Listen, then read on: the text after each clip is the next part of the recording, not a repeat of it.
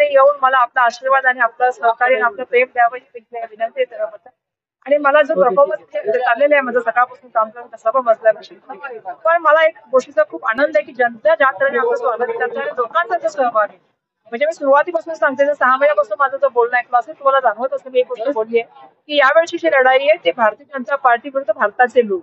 आज लोकांनी ठरवलेलं आहे की जे आहे या ठिकाणी जे सगळं चाललेलं आहे हे सरकारी खाली केंद्राची परिस्थिती असेल किंवा महाराष्ट्राच्या राजकारणात ज्या तऱ्हेने गलिच्छ करण्याचं काम असेल हे लोकांना कुठेही रुचलेलं नाही. आणि त्यामुळे या देशाच्या लोकशाहीसाठी मी सांगते सातत्याने लोकांना कळतं की संविधान बदलण्याची कशी त्यांची वेगळी वेगळी मार्गाने चाललेलं आहे. त्यामुळे मला वाटतं की मला लोक आशीर्वाद देतील आणि सर्वांना माहिती की वर्षा गायकवाड कोण आहे, कसे काम करण्याची पद्धत आहे आणि मला आशीर्वाद. वर्षाजी, एकीकडे तुम्ही प्रचार करताय, दुसरीकडे तुमच्या पक्षातले काही ते नाराज होत आहे, ते एमसीएला बैठक येत आहेत, वर्षाताईंना उमेदवारी दिली म्हणून ते नाराज झाले असं कळत आहे, त्यांचा क्लेम होता असं त्यांचं म्हणणं आहे. मला माहित नाही कारण मी तर पब्लिक मिटिंग मध्ये मागता दिवस आहे कार्यकर्त्याची परीक्षा मला या संदर्भात माहित नाही. मला नाही वाटत की कोणी पक्षाच्या आमचे त्याबद्दल बोलताय. आता कोणाने कोणी मिटिंग केली मला एमसीए मध्ये माहित नाही, पण स्पेसिफिकली कोणाचं नाव सांगितलं त्याच्याबद्दल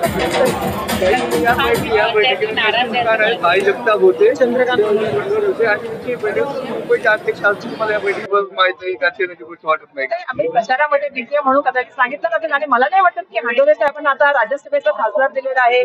भाई जगताप जे आहे ते आमच्या पक्षाचे आमदार आहेत, एमएलसी आहेत आणि नसीमभाईशी बोलतात. नसीमभाईशी माझा वैयक्तिक नातं आहे, त्यामुळे कोणाला नाराज होण्याचा प्रश्नच नाहीये. मला नाही वाटत की नाराज कदाचित ती बैठक वर्षा गायकवाडला सपोर्ट कसा केला गेला पाहिजे आणि कशा तऱ्हेने एकमेकांनी सहकार्य केलं पाहिजे म्हणून तुम्ही भेट घेणार आहात. माहिती मी ऑलरेडी भेट घेऊन आले, मी त्यांना विनंती पण करून आलेले आणि मी त्यांना परवा पण फोन केलेला आणि काल पण फोन केलेला की बाबा तुम्ही फॉर्म भरणार आहे, तुम्ही मला आशीर्वाद द्यायला या. कारण माझे ते मोठे बंधू आहेत आणि ते नातं जे आहे ना एक दुर्दैव आणि नात्याला राजकारणामध्ये आणून दिलं नाही पाहिजे. राजकारण राजकारणाच्या ठिकाणी असं नातं आपल्याकडे शेवट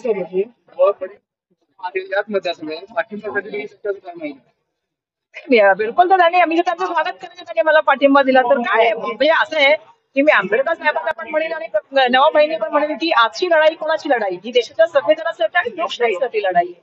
ही वर्षा गायकवाड वैयक्तिक लढाई नाहीये, पहिल्यांदा समजून घेतलं पाहिजे. आणि ज्यावेळी मी म्हणते की भारताचे लोक जर लोकशाहीमध्ये लोकच टिकले नाहीत आणि जर संविधान टिकलं नाही तर कसं राजकारण चालणार पुढच्या काळामध्ये.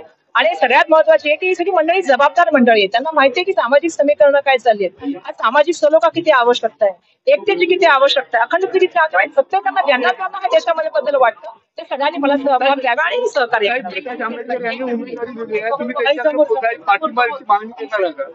मी तर तुम्हाला सांग आता मी त्याचं नाव पण घेतलं की आदरणीय प्रकाश आंबेडकर साहेब हे समाजाचे आमचे आदरणीय नेते आहेत आणि बाबासाहेबांची अण्णा म्हणून त्यांनी जर मला सहकार्य केलं किंवा मला आशीर्वाद दिला तर त्यात आश्चर्य वाटण्याची गोष्ट त्यांनी राहावं.